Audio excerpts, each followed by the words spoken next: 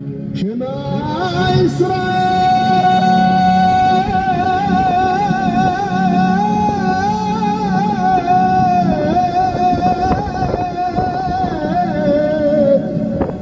Adonai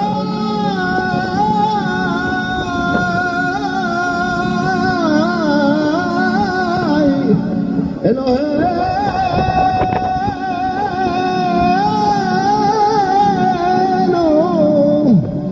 Adonai Echad, Adonai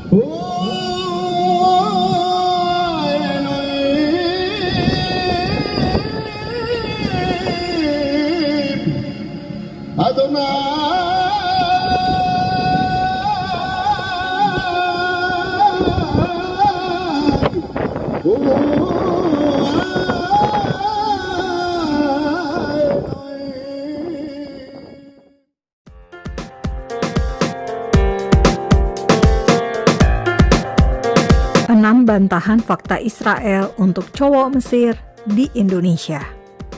Fakta Israel meluruskan misinformasi soal Yerusalem dan Israel yang disampaikan oleh Fuli, Muslim asal Mesir. Setiap orang Muslim harus percaya bahwa tanah Baitul Maqdis itu adalah tanah suci milik umat Islam. Fakta 1, sayang sekali Fuli tidak memberikan rujukan pernyataannya ini. Sebab jika merujuk Al-Maidah ayat 21, maka Nabi Musa diperintahkan oleh Allah SWT untuk membawa Bani Israel masuk ke tanah suci. Dalam Alkitab disebut tanah perjanjian. Bahkan Bani Israel diakui sebagai bangsa pilihan. Rujukannya adalah Al-Maidah 20. Kata kuncinya, menjadikan kamu sebagai orang merdeka. Kitab suci Islam menyebut Bani Israel sebagai orang merdeka.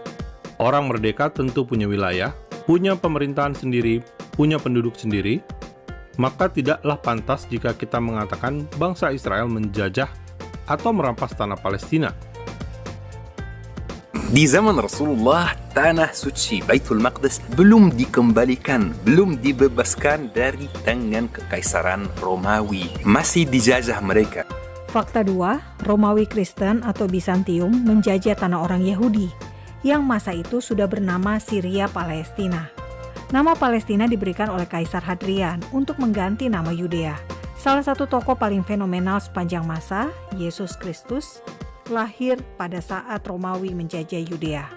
Yesus disebut Raja orang Yahudi, sehingga jelas tanah itu adalah tanah orang Yahudi.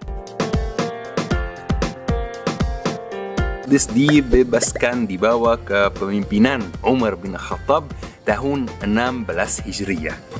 Fakta 3, Umar bin Khattab merebut Yerusalem dari Bizantium dan menjadikan tanah Yahudi itu di bawah hukum Islam hingga masa pasukan salib tahun 1099. Fakta Israel mengutip dari media Egypt Today, media negara asal Fuli yang menulis tentang Umar bin Khattab yang melarang Yahudi tinggal di Yerusalem dan menerapkan pajak Yitzya kepada Kristen dan Yahudi yang lahir di tanah itu. Pertama, dijajah Romawi sebelum Nabi Muhammad, terus dibebaskan Umar bin Khattab. Kedua, dijajah lagi, terus dibebaskan oleh Salahuddin Al-Ayyubi. Ketiga, dijajah lagi, terus dibebaskan oleh dinasti Khawarizm dan tentara Mesir. Keempat, dijajah lagi oleh Zionis dan belum dibebaskan sampai hari ini di tahun 2022.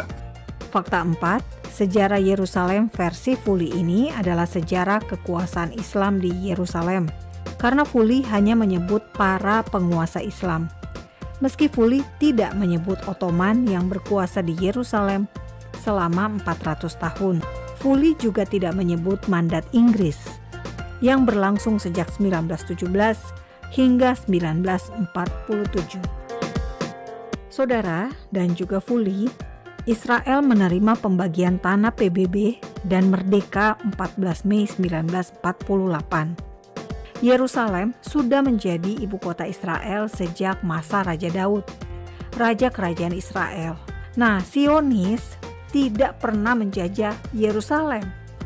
Sebab faktanya Yerusalem sudah menjadi pusat pemerintahan Israel sejak 3000 tahun silam. Di masa modern, Israel pernah kehilangan Yerusalem Timur saat dikuasai Yordania. Jadi bisa dibilang Yordania yang menjajah Yerusalem dari tahun 1948 hingga tahun 1967. Rasulullah sallallahu alaihi wasallam bersabda, tidak akan terjadi hari kiamat hingga kalian umat muslim memerangi umat Yahudi. Dan sekarang Fully yang menjajah Palestina itu orang Israel, orang Zionis yang beragama Yahudi. Jadi syabab, belum tentu perang yang dimaksud Rasulullah adalah perang pembebasan Palestina di tanah Palestina. Fakta Israel berharap Fully menyuarakan perdamaian antara Islam dan Yahudi, Israel dan Palestina, Israel dan Indonesia, meski Fully bukan orang Indonesia.